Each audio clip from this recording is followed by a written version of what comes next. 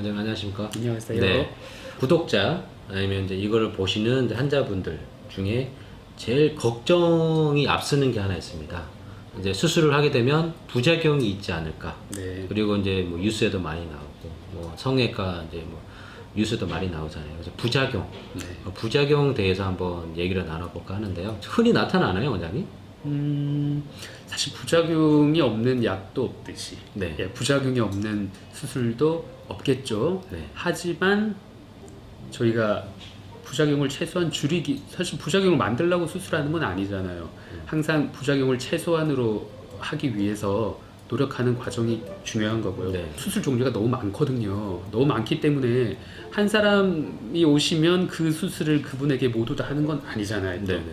그분에게 맞는, 그분에게 부작용이 가장 적게 생길 것 같은 수술을 권해드리는 게 저희가 해야 될 일이 아닐까 네. 그렇게 생각이 듭니다. 그러면 이제 남성 수술이면 저도 얼굴이 다르고 원장도 얼굴이 다르다시피 또 똘똘이도 다 제각각이란 말이죠. 네. 거기에 맞는 수술 방법이 다양하게 있다는 말씀이신 거죠. 그렇죠. 네, 뭐 어떤 분들은 지방이 맞는 분이 있고, 어떤 분들은 실리콘이 맞는 분이 있고, 어떤 분들은 대체 진피, 네. 뭐 필러, 네. 뭐 그런 것들이 무조건 사람한테 맞는 것보다는 체형에 따라서, 모양에 따라서 하는 게 좋다는 말씀이신 거죠. 그렇죠. 성형외과 수술하고 비교하면 조금 이해하기 편하실 것 같은데요. 사실 본인이 원하는 부분이 있잖아요. 네.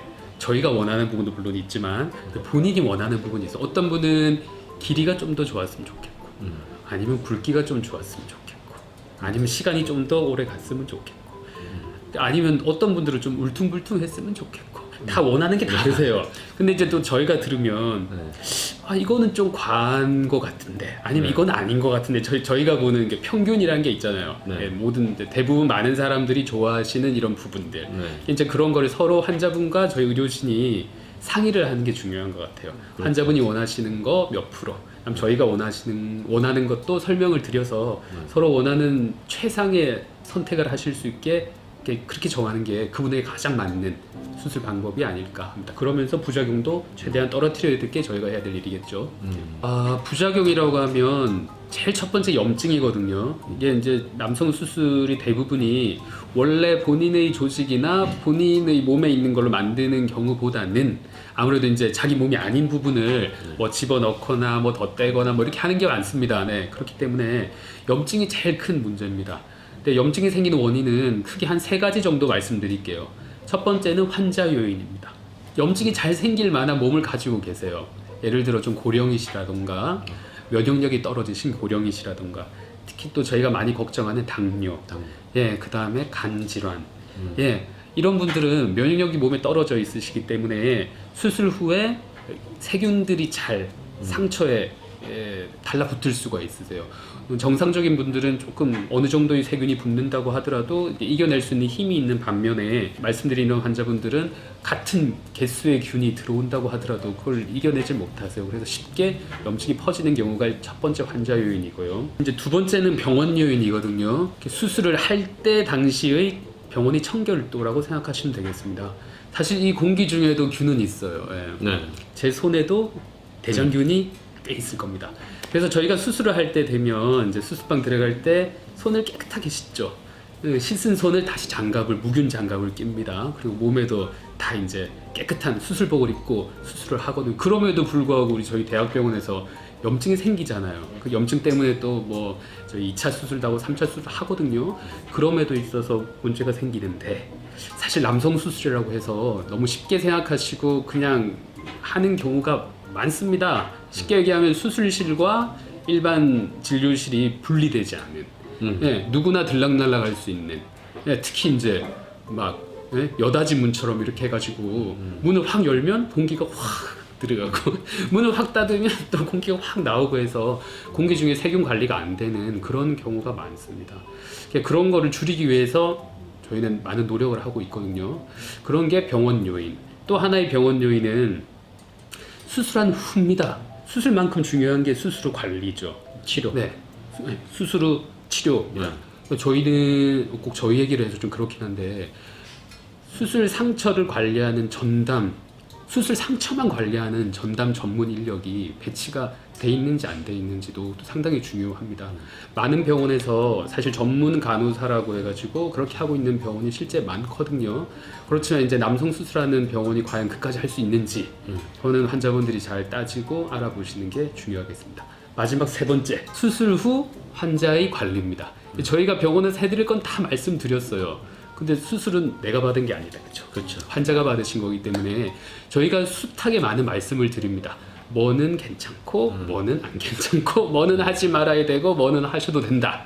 그래서 이게 잘 안 지켜지세요. 예. 왜냐면 수술 후, 전후 내 모습이 많이 바뀌었거든요. 좀 빨리 좀, 우리도 새 차 사면 빨리 몰고 싶잖아요. 근데 길들이기 꼭 하라고 하잖아요. 네. RPM에 따라서. 근데 나도 이거 튜닝을 좀 했는데 좀 괜찮을 것 같은데 빨리 했으면 좋겠는데 그래서 급하게 하시는 경우가 제일 많으세요. 성관계. 네네, 제일 많으세요. 근데 저희가 어떤 수술이나 이렇게 상처가 생겼을 때 딱 하지 말라고 하시는 게 술하고 담배 항상 얘기하잖아요. 근데 이건 항상 깔리는 문제고 특히 저희 쪽에 집중된 거는 성관계세요. 성관계.